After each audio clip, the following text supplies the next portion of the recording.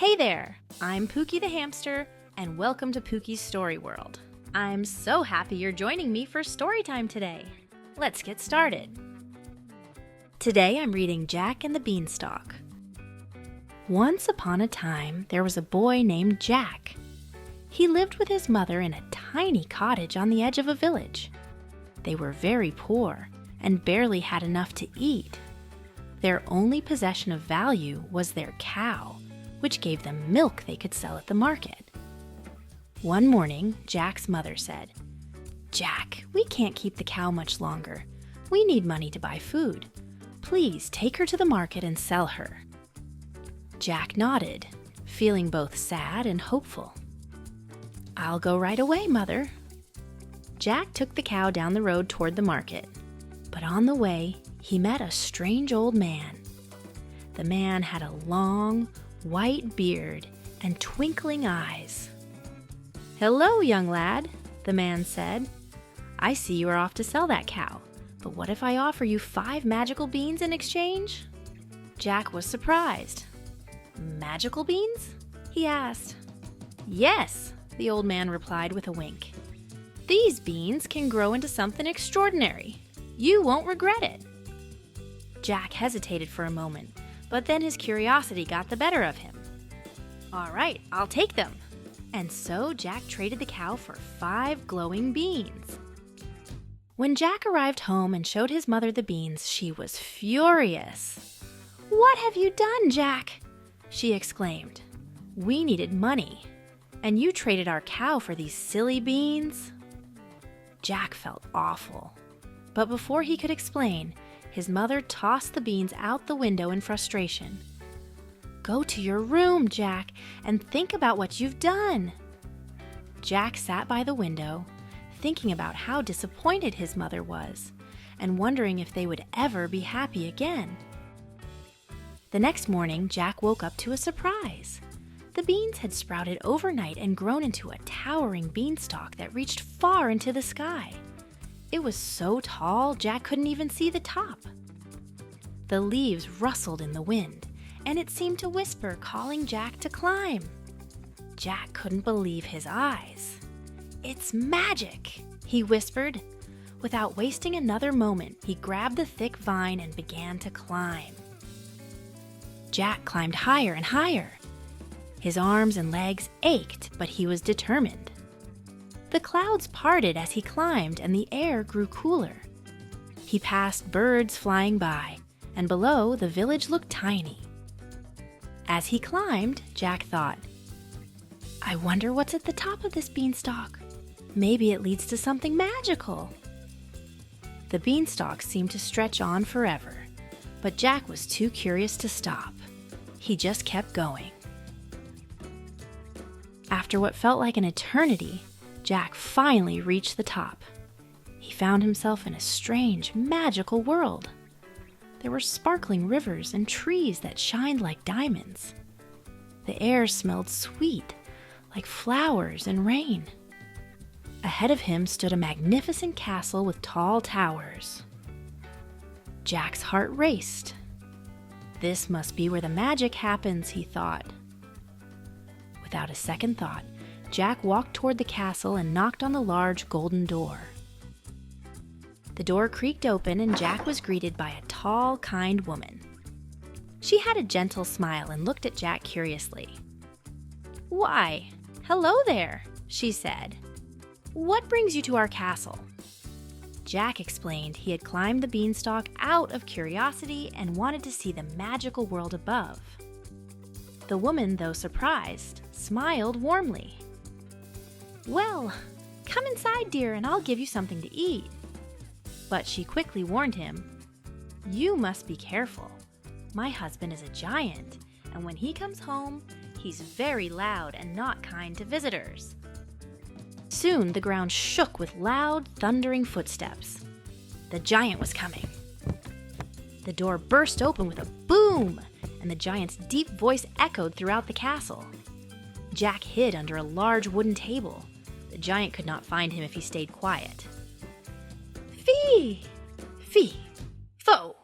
Fum! I smell the blood of an Englishman!" he roared. Jack trembled under the table. His heart raced as the giant sniffed around, his feet stomping the ground. "Where is he?" the giant grumbled. "I smell something? Strange." Luckily, the giant didn't look under the table. Jack held his breath, hoping he wouldn't be caught. At night, Jack left his hiding spot and discovered a large room filled with piles of gold coins, glittering and shining like the sun. The room was so full of treasure that the coins spilled out from the corners, covering the floor in a golden glow. Jack's eyes widened in amazement.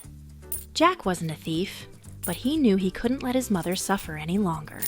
He needed to get something. Anything that could help them survive. He rushed over to one of the piles, scooped up as many coins as he could carry, and stuffed them into his pockets. The treasure was so heavy that his pockets bulged with gold. Knowing he had to leave quickly before the giant woke up, Jack hurried back to the door, careful not to make a sound, and ran down the hallway toward the beanstalk. The next day, Jack decided to return to the castle. As he quietly crept inside, he was once again greeted by the giant's wife. "Back again, Jack?" she said with a kind smile. "You must be hungry. Come inside and I'll give you something to eat." Jack nodded gratefully, his stomach growling. "Thank you, kind lady," he whispered, stepping inside. She quickly set out a plate of bread and cheese, but warned him, "You must be quick. My husband the giant is always suspicious of visitors. And I fear you are in trouble." No sooner had Jack taken a bite than the ground began to tremble.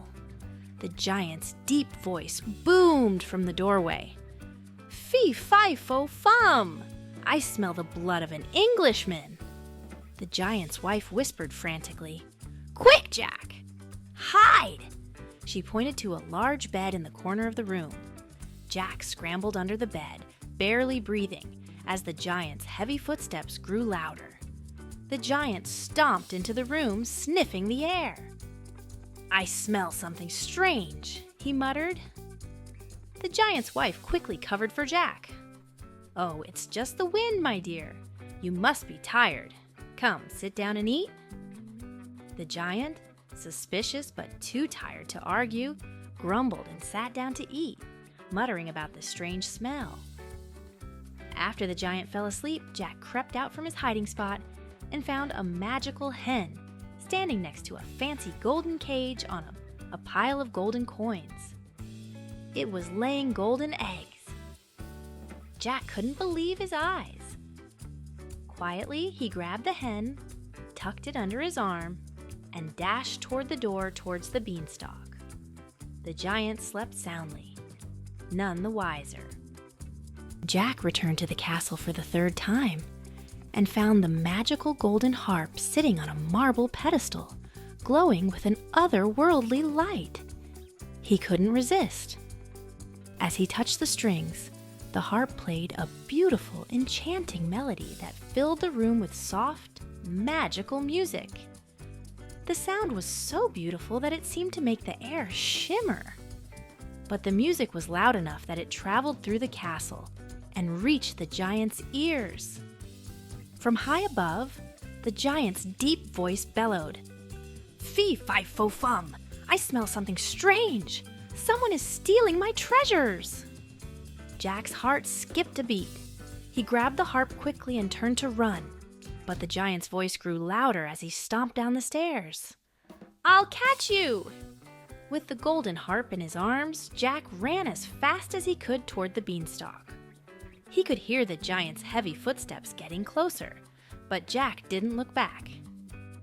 When he reached the base of the beanstalk, Jack grabbed his axe and began chopping at the thick trunk. Chop! Chop! The beanstalk shook with each strike, and Jack kept swinging faster and faster. With one final swing of the axe, the beanstalk cracked loudly and the entire stalk began to fall. The giant screamed in frustration as he found himself stuck at the top, unable to follow Jack. The beanstalk tumbled to the ground, and the giant, still high in the air, could only roar in anger, trapped at the top, never able to reach Jack again. Jack ran straight to his cottage to show his mother the wonderful treasures he had brought back. "Mother, look what I've got!" Jack exclaimed, bursting through the door with excitement. His mother's eyes widened in amazement as Jack spread out his treasures before her. There were piles of shimmering gold coins, a golden hen that laid eggs made of pure gold, and the magical harp that played beautiful music on its own.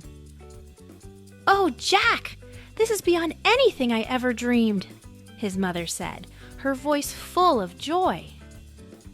She hugged him tightly. "We'll never have to worry again."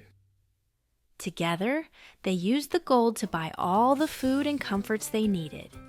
They lived in their cozy cottage, surrounded by the sweet music of the harp, golden eggs from the hen, and piles of gold coins that never ran out. From that day forward, Jack and his mother lived happily ever after, with enough food to eat, warmth in their home, and music filling the air. The end. Thanks for listening to today's story, friends. I hope you enjoyed it as much as I did.